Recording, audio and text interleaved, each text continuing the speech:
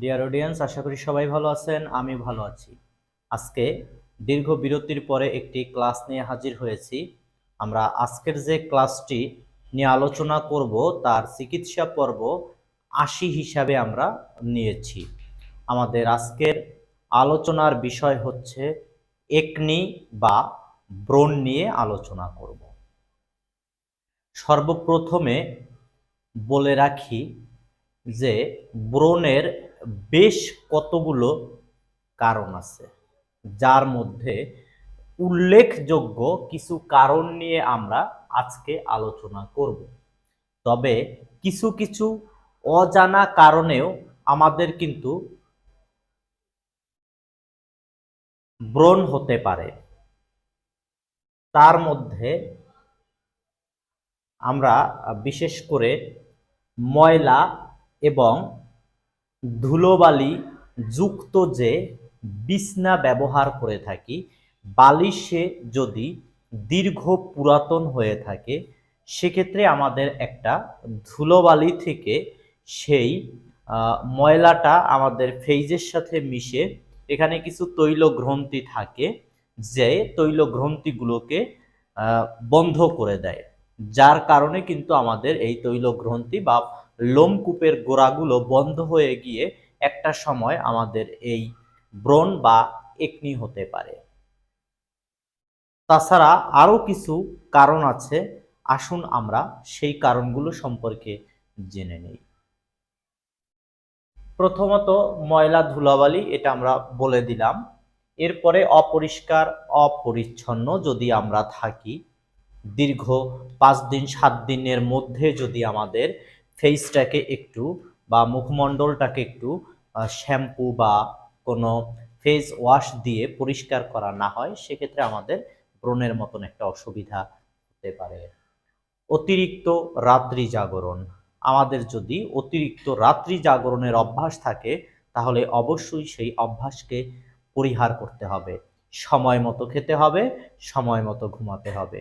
মনে রাখতে হবে, সৃষ্টিকর্তা দিনকে সৃষ্টি করেছে কাজের জন্য, আর রাতকে সৃষ্টি করেছে ঘুমের জন্য। সুতরাং ঘুম আমাদের প্রত্যেকটা মানুষের জন্য অতীব জরুরি একটি বিষয়।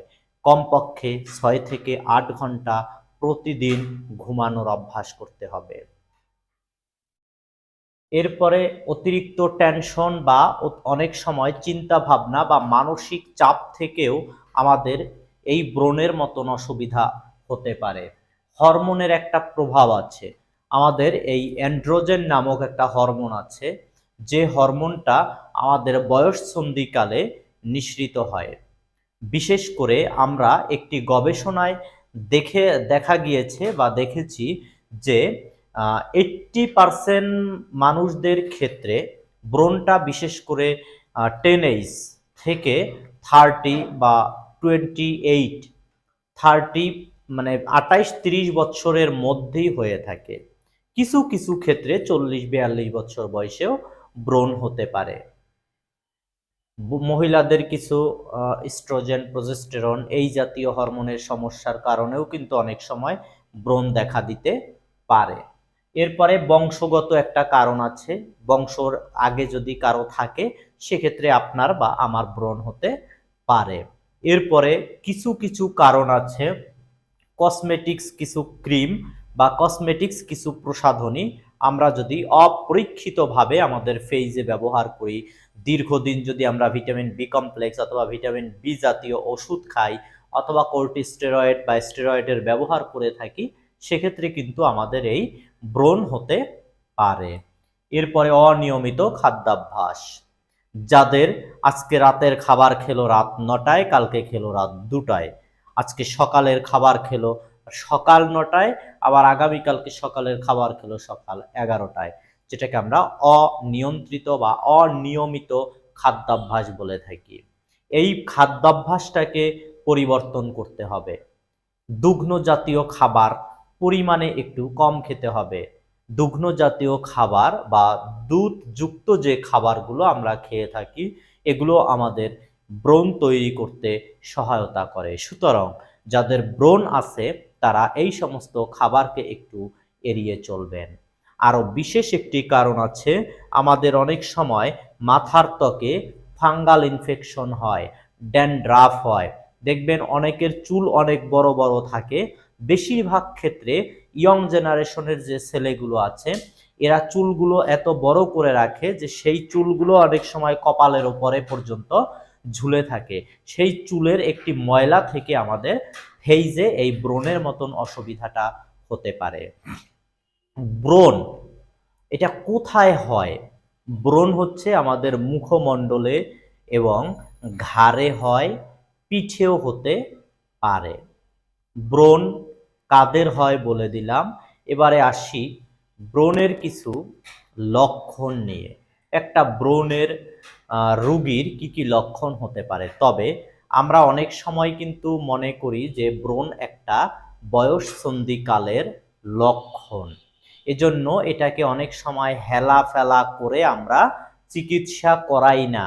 একটা সময় দেখা যায় যে আমাদের ফেইজের অবস্থা খুব খারাপ হয়ে যায়, ব্রণের জায়গাগুলোতে গর্ত তৈরি হয়, বা পুরো ফেইসটা একটা বয়স্ক মানুষের মতন পুরো ফেইজে বা মুখমণ্ডলের মধ্যে একটা ছাপ বা একটা ভাব চলে আসে। তখন সেটা রিমুভ করার জন্য আমাদের কিন্তু অনেক টাকা ব্যয় করতে হয়। বিশেষ করে লেজার ট্রিটমেন্ট আছে, লেজার থেরাপি আছে। এর মাধ্যমে চর্মরোগ বিশেষজ্ঞ ডাক্তাররা এই চিকিৎসাগুলো অনেক ব্যয়বহুল এবং লং টাইম নিয়ে এই চিকিৎসাগুলো তারা করে থাকে। সুতরাং প্রাথমিক অবস্থায় থেকে কিছু নিয়ম কানুন মেনে চললে এই ব্রণ থেকে রক্ষা পাওয়া যায়। যেমন আমরা পরিমাণ মতো পানি পান করব, সময় মতো ঘুমাবো, হস্তমৈথুনের অভ্যাস থাকলে সেগুলোকে একটু পরিহার করার চেষ্টা করব। এরপরে যেই জায়গাটায় ব্রণ হয়েছে ওই জায়গায় বারবার হাত দেয়া যাবে না।